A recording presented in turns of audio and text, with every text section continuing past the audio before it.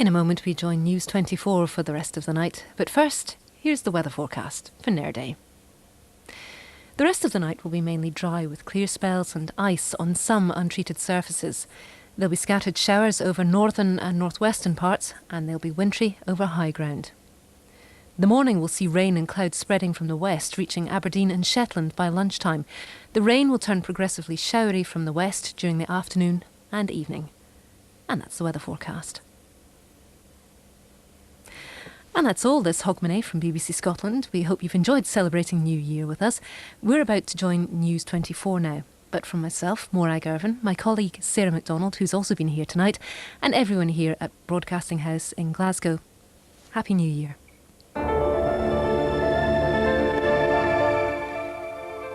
This is BBC1 Scotland, and now News 24.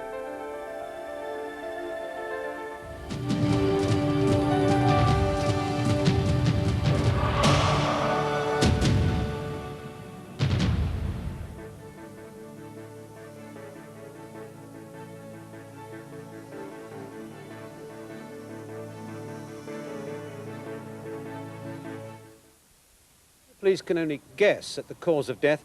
The disposal of the body was clearly conducted in a particularly savage manner, often a characteristic of violent sexual or ritualistic killings. Mike Mackay, BBC News, Blackpool. Time is 11 minutes past 2. Let's catch up with the latest sports news and Sue Thurl. Hello again. It isn't a particularly happy new year, I'm afraid, for Darren Gough. The Yorkshire paceman will miss England's winter tour of the Caribbean because of a hamstring problem. Gough missed the last two tests against Australia in the summer because of injury. He's described this latest setback as extremely frustrating and upsetting. But his withdrawal will be a massive blow to Mike Atherton's squad, who will miss his match-winning potential. Gough's place in the squad goes to his county colleague Chris Silverwood, who made his test debut in Zimbabwe last winter. Chairman of selectors David Graveney says he'll be a very capable deputy. Darren's obviously one of our main strike bowlers. He's, this time everybody should be feeling for Darren. Really, it's a major disappointment to him.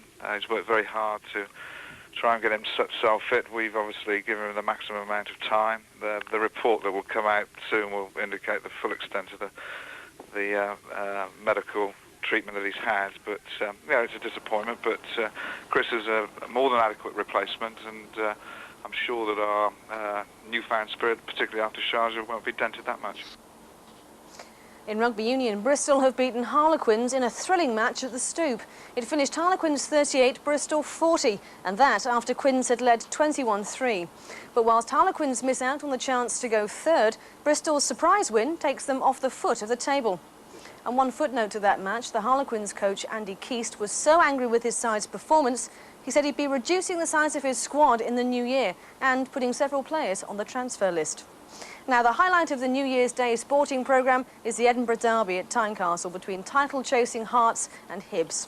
Hearts went second in the Bells Premier Division last weekend with a 3-1 win over Dunfermline. But while they could return to the top, Hibs need the points to get off the bottom of the table. And their manager, Jim Duffy, says his side have to start accepting responsibility for their position. I'm the manager of Hibs, and the team I put in the park hasn't been performing well enough. So I've got to accept that criticism, but and try and deflect it away from the players. But I think the players have got to look at themselves as well and see that they've got a responsibility to the supporters. They pay good money every week, and they pay their wages. And I think that the players are letting them down. And it's maybe time that they performed a little bit better. But in the meantime, if the stick flies my way, then that's something I've got to accept. And finally, motor racing's governing body, the FIA, has delayed a decision on the future of the Belgian Grand Prix for a week. The race is under threat because Belgian law bans tobacco advertising. If a compromise can't be reached, the race is likely to go to either South Africa or China. And that just about wraps up all the sport for now. Thank you, Sue. And now at 14 minutes past 2, here are the news headlines on News 24. There's been a shooting tonight in a bar in a Catholic area of North Belfast. One person has died and 5 others have been injured, one seriously, when 2 gunmen opened fire in the Clifton Tavern in Cliftonville Road. Eyewitnesses said one of the gunmen used a submachine gun.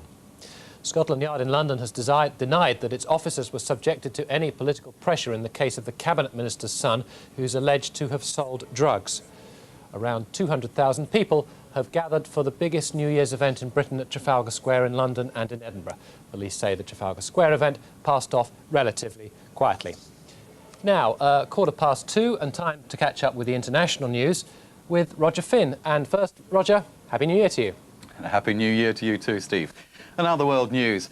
Authorities in Brazil say they have taken complete control of a prison in the state of Sao Paulo, where hundreds of people have been held captive by inmates for the past 3 days.